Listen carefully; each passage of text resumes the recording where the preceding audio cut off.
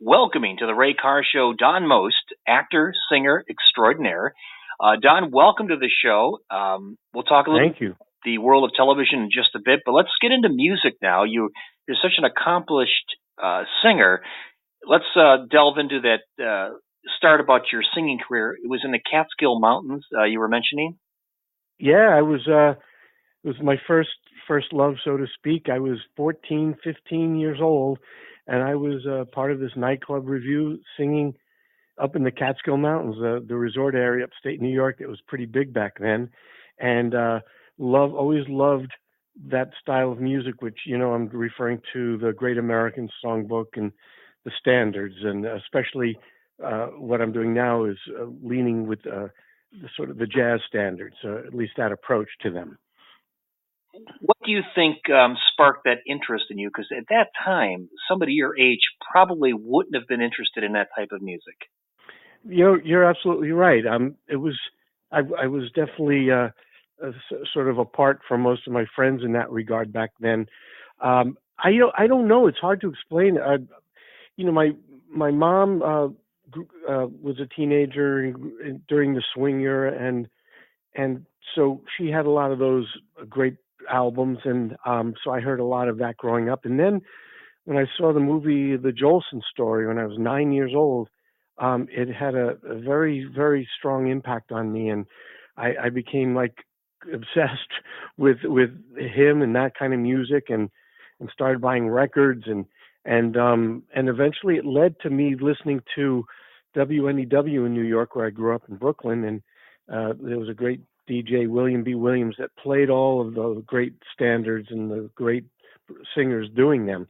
So I got an education, and soon became fans of, of course, Sinatra and Ella Fitzgerald and Nat King Cole and all the great singers. And Bobby Darin was one that he became sort of my guy. And so I just love all that music, and I can't even tell you how much fun I'm having doing it. It's unbelievable. Tell me about your latest concerts and what's going on right now with you. Yeah, I'm actually getting ready to go. Well, in about a little less than 2 weeks, I'm going to be performing 2 days in a row on the 4th of December.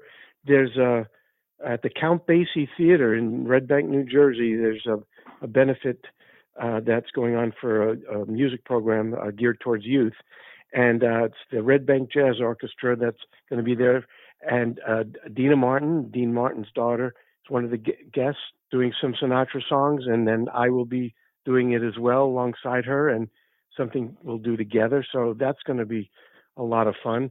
And then the following day, on the 5th of December, I'm going to be going back for the fourth time to Feinstein's 54 Below, a great venue right in the heart of the theater district. So I'm going to be doing, some Christmas music since I have a Christmas EP that's coming out. So I'll be doing some of that, but also a lot of the great, jazz standards, which are going to be sort of previewing. I have a CD coming out in February of all those great standards, and that's called Mostly Swinging. So I'll be doing music from both of the records, and 54 Below is just an incredible venue. So I'm really looking forward to that. Yeah, I heard a lot of good things about that. I wanted to ask you, Don, what makes a great entertainer great? Isn't it? It's not just a voice, but they've got to have some other accoutrements to go along with that. Yeah, that's a good question. I mean, when I started following all this kind of music back in the day, I listened to great performers. I mentioned some, Sinatra and Darin and Dean Martin, but Sammy Davis was another one that I listened a lot to. And talk about a great entertainer. He was one of the best live performers, and Darin too. I saw Bobby at the Copacabana when I was 18 years old, at the famous Copacabana nightclub in New York, and so I really got it, got a taste of what those kind of performers were about. And besides, like you said, besides a voice, whether it's a great voice or just a really good voice, there is that other factor that and Jolson had it in spades. When I talk about, he was considered the greatest entertainer back for many years in that day. And there was something about the soul that came through when they performed, and the way they put their heart and soul into the music, and a certain sense of showmanship or theatricality to being able to kind of put it over, to sell it.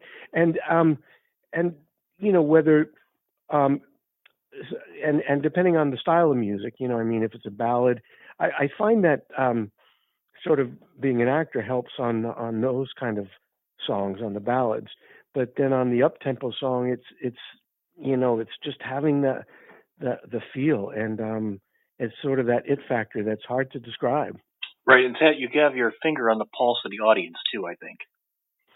Yeah, I mean, having that sort of communion with the audience is so important, and feeling them, and it's this sort of back and forth between the two, and you have to be in touch with that and have to be sensitive to it.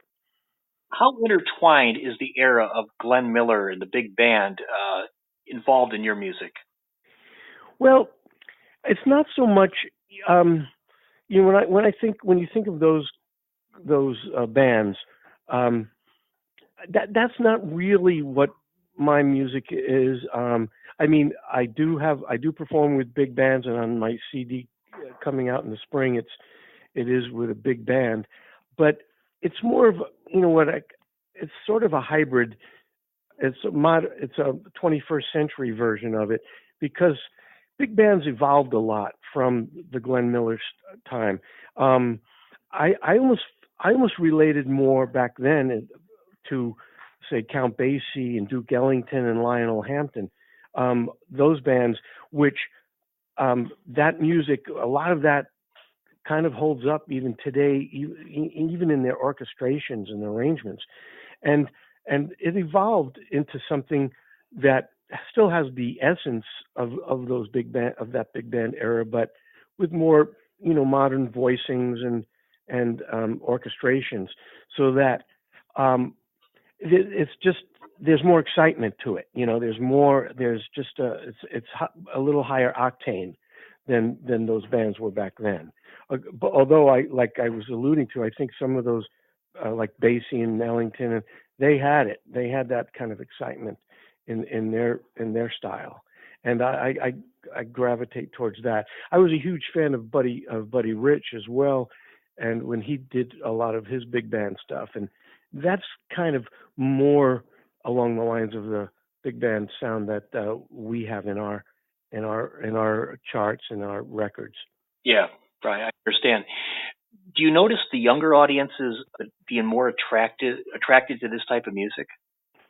Yeah, and it's interesting and very gratifying to me when in some of my shows I have had some younger people in the audience, some 20 somethings, and when they, a lot of them have not been exposed to this sort of music, or at least in what I like, think the right way, and and I'll talk to them afterwards, and they'll be all like excited and going, "Oh my God, I love this music! This is great!" And it's like they feel like they've discovered something new, and it is new for them, of course, and I love to see that, because I think when they are exposed to it in the right way, anybody, you can't help but love this music. If when you're talking about the songs that have been around, have stood the test of time since 70, 80 years, there's a reason for that, and that's because the songs were so great in terms of the music, the melody, the structure, the lyrics, and and that's why so many artists today are doing them again, and there's been that a resurgence of it in certainly the last 10, 15, even 20 years. And that's one of the reasons I often say to people, I don't know why I waited so long to do this, but I think one of the reasons was that there was more receptivity now towards this music than, like you were talking about earlier, when not in the 70s and 80s. early '80s, it was looked upon as sort of my parents' or grandparents' music, and it's changed, and I'm hoping to keep that going, keep the fire going with this. Would what would you say is your signature song? Well, I guess probably people would say. I mean, I love so many of the songs that I'm doing in my live show and the ones I've recorded recently. But it has to go back, and I usually close my shows with it, and people really seem to love it. And because it's in my almost in my DNA somehow is Bobby's. I do Mac the Knife, and uh, that one, I guess, because I've done it longer, and I mean, since I was a kid, I would be singing along to that 45. I could see it in my mind's eye, spinning around the turntable of Bobby's version of Mac, and I would sing along to it over and over and over Yeah, and over. 1959, And Atco Records. I'm sorry. It was on Atco Records, 1959. Yes, that's exactly right. In '59, and it was Record of the Year. Um, and most people were telling Bobby he was crazy to record that album. They thought it was going to ruin his career that he got going in the rock and roll genre, but he was stubborn and he did it, and then it changed the course of his career. And yeah, and I love doing Mac, but uh, I love it all. But that one's probably at this point would be, I guess, my signature song. Yeah, I did happen to witness it on YouTube, and I thought it was absolutely outstanding. I was Oh, thank I you. was just taken back by how well it was done. Oh, thank you so much. Yeah, it's just like I think I mentioned earlier when you get great musicians behind you and this kind of music, and I'm on stage live. Sometimes I feel like you have to pull me off the ceiling. I'm just like I'm floating. It's that kind of a high. Yeah, I can imagine. Um, Don Most is our special guest here on the Ray Carr Show. Don, let me talk a little bit about what led up to your singing career. Before that, it was acting, and you were born in Brooklyn, New York, and now you're living in Los Angeles. But there was a very prominent acting career, and I remember seeing you in Happy Days and shows like Emergency and Ice and Chips, Baywatch, and the like. Tell me a little bit about the days involved with acting during that time period. During, you The mean right Happy Days after time. Happy Days? Yeah. Yeah, after Happy Days was, it was an interesting and challenging time because of the huge success of the show. Um, People hear about it sounds like a cliche, getting typecast, but it is a reality. Especially I think in shows that reach a certain level of, in this case it's sort of iconic, um, and I set out when I started, the first roles that I got as an actor in TV guest spots were all dramatic parts, and I wasn't really looking necessarily to do comedy. I felt like, well, I can do comedy if the material is good, but that wasn't really where I was looking.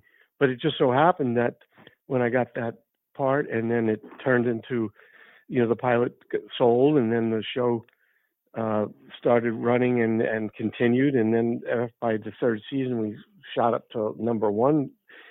So then the interesting thing was like the same kinds of parts that I was getting before Happy Days, I couldn't even get auditions for those kinds of roles afterwards because people were so in their minds, in their vision of this character that I was playing, that's how they associated me. And so, not so much the public, but I'm talking more the industry, Okay. and which tends to play kind of safe. The public, I felt, when I traveled around, would say to me, "Oh, when are we going to see something else?" And I think they're much more open to that than. But in Hollywood, there's a tendency to this typecasting syndrome comes about from, I think, people playing safe and sort of being scared. So they just say, okay, that's who you are, and it's easy to they like to categorize you and put you in your little niche, and that's how they perceive it. And so it was very difficult to play other roles, get other roles, opportunities for other ones, and um, it took a lot of perseverance, and I started doing theater and other things to try to keep myself going, and then eventually started getting more and more parts again, and different kinds of roles in different in TV and film, independent, and a few bigger films, and it's but it was very frustrating. I can't lie, but and it's gotten better. It's been getting better in the last 5 years or so. With I guess because I'm getting older and there's more distance between the character that I played and where I am now. So I did a psychological thriller that just came out in September called Follow, and I play a very different kind of character in that, and so those kind of opportunities seem to be coming along more frequently now, which is good. Let's talk a little bit about the legacy of Happy Days and what particular episode of Happy Days do you think is kind of the one that embodies your character the best? Huh? Wow, that's a tough question. Um, yeah, I'm partial to there's one episode that is one of my favorites for several reasons. First of all, I think it was an extremely well written one. It also was the first one that that was an opportunity for me where my character was sort of the integral, it was the integral part of the story. Up until then, and this was in the third season. Up until then, I was at the beginning. I was a peripheral character, and then it started building and getting to be more intrinsic to the storylines and becoming more friendly with the Richie and Potsy character, and then so it started growing, but still the main storylines did not involve my character. But then there was the first episode that did that. It was called Motorcycle, and it was one of the first episodes we shot in the third season, and the story revolved around me and Fonzie. So that one is what, and in it, it was somebody had Fonzie's motorcycle had been totally destroyed, and he was out to get the guy who did it. And it turns out that I had accidentally done it, and then I panicked and then made it worse and worse, and then I was scared for my life because I figured Fonzie was going to find out, and I was like ready to move to move out of town. And Yeah, I remember that. so so that one I think was a really sort of a turning point for my character, and that one stands out for me. I mean, there's so many other episodes that I liked a lot, but if I had to pick one, that would be the one that sort of, like I said, was a critical turning point. You were fortunate to work with some incredible actors as you look back on things. Henry Winkler, Ron Howard, Anson Williams, Tom Bosley, Marion Ross, just to name a few. I mean, with all that talent there around you, it had to have influenced you in a very positive way. Oh yeah, I often talk about when people ask me about what I attribute the success of the show to, and I often talk about. I mean, there are many factors, but the cast that was assembled for that show, you have to give a lot of credit to the producers and executives at Paramount that did the casting, because this particular the grouping of these actors, the chemistry amongst them, but yes, the talent above all. And I often say that back then when the show first came on, uh, and even when we were very successful, we were not really taken very seriously by on a critical level. It was sort of, they thought it was fluffy material or whatever. But I often say that what we had was an incredibly talented group of people that took the work very seriously and worked very hard to make it look easy. And it wasn't just a bunch of people goofing off and having fun, and I know what went into it, and with our director Jerry Paris and Gary Marshall as our exec producer, we took it very seriously, and yes, the talent. I mean, having Ron as a sort of a role model, and working so closely with everybody, Henry and Tom, who had won the Tony for Fiorello on Broadway. I used to I used to stay during the first season when my work was done for the day, and I would just hang out and just want to watch everybody and watch all the scenes and soak it all up because what a learning opportunity it was, and I was just really thankful and how fortunate I was to be part of that group. Yeah, that was like 1974, if I remember correctly, when that first went on the air. That's correct. January '74 we premiered. Yes. I mean, as a young person during that time period, I looked forward to watching Happy Days each and every week, and I thought I would never get a chance to ever talk to any member of the cast, and I'm very blessed to be speaking with you today. Oh, thank you. And thank you for all the wonderful entertainment you've given us over the years. But I was going to ask you about what is your relationship with some of the other members of the cast? Do they ever come up and sing with you? Do you see them at all anymore? Yeah. Anson Williams and I, we're very, we were so close, maybe even closer now than when we were during the show. Anson has come up and done the duet with me at one of the shows, um, and Ron came came to one of my shows with a whole bunch of his family. Marion Ross was there at that same show, and Henry. I spoke to Henry just about a month ago, and we saw each other, for lunch. I just saw Marion just a few days ago at an event. So yeah, it's great. And I played golf with Scott Baio just recently. Wonderful. So we do stay in touch, and it's great. And we were so close. It's almost like it was like family, as another cliche, but it was true. Never be television show as great as Happy Days again. At least that's how I look at things. Yeah, it was what an incredible time it was, and I'm glad that they're still showing it. MeTV is showing it, and so new generations are. For a while there, it was starting to because for many, I'd say for 20, 30 years, it was you could see it almost any time, and new generations would see it. But then there was about a almost like a 10-year period where it was starting to disappear, and so that people, the younger, the newer generation didn't know the show at all, and that was strange to see that change. But with me TV showing it a lot again, there's that it's coming back to some of the younger people, and I'm happy because I always loved the fact that families said they would love to watch the show together. It was one of those shows they could all sit down and watch together. The place like Arnold's Drive-In. I mean, there aren't places like that anymore where kids can hang out without getting in trouble. And if kids hang out too much together in one place, they worry about it. But back then, in the '50s, or when the show was taking place, it seemed very natural for the kids to go to a safe place like Arnold's. I just kind of love the wholesomeness of the show.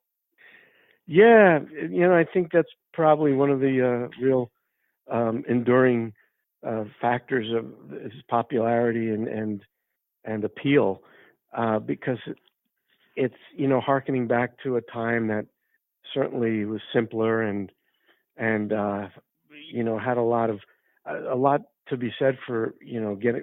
I think it offers escape for an audience today from a lot of the more complex and chaotic times that we're in. You're absolutely right. Don, just to recap, I want to go over your schedule again. On the 4th of December, you're going to be in New Jersey. Yes, at the Count Basie Theater in Red Bank, New Jersey, for a Sinatra bash, and I think it's a 4 o'clock show. And then the following day, on the 5th of December, I'll be at Feinstein's 54 Below in New York City, right there in the heart of the theater district, and that's a great, great venue, and it's a 7 o'clock show. And in February of 2017, you're going to release a CD called Mostly Swinging. Yeah, and right now the Christmas EP, Donnie Most Swinging Down the Chimney Tonight, comes out December 9th. And then Mostly Swinging comes out February 14th. And I'm really looking forward to that one coming out. I loved the Christmas one, was fun, was a lot of fun, but the Mostly Swinging one, it's a full CD, and I think it takes people on a wonderful journey. If you listen to the CD from beginning to end, it's a really great journey through the world of the Great American Songbook and jazz. Don, on behalf of our Cleveland audience, I thank you for your time. I wish you the best Thanksgiving, and I really appreciate everything. You're one of my favorites, and I love your music, and please keep it up. Thanks so much, Ray. And what's the station that, so I could tell, just if he asked me the radio station? Sure. It's WCSB Cleveland. WCSB Cleveland. Got it. All right. It's on my website. So much. I have a website, raycaram.com. You can always go there to hear everything too. Oh, good. raycaram.com. Got it. All right. Thanks so much, Ray. All right. Happy Thanksgiving. Thank you. You too. Bye-bye. Bye-bye.